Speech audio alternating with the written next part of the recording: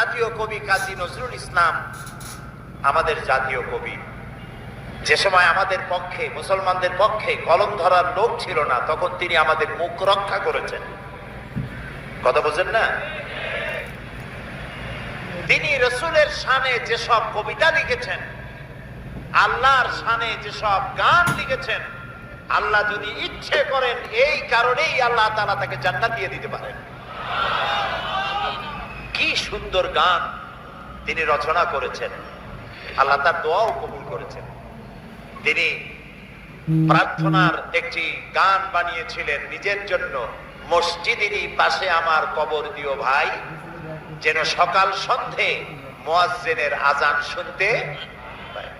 তার এই আকাঙ্ক্ষা, এই আকুতি, এটা কি কবুল হয়েছে? এরকম আসতে বলেন কেন? আপনারা ঢাকার মানুষ চোখে তো দেখতেছেন, কবুল হয়েছে কি না? কবুল হয়েছে। এবং মসজিদের পাশেই কবর হয়েছে।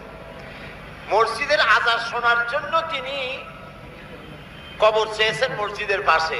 আবার এমন কবিরও জন্ম হয়েছে বাংলাদেশের, দুর্ভাগ্যক্রমে এদেশে, যে লোক আজানের মধ্যে বেশ্যার আওয়াজ শোনে। এমন কপাল পোড়া কবির জন্ম এখানে হয়েছে, ঠিক না? এখন কাজী নজরুল ইসলাম বিশাল প্রতিভা।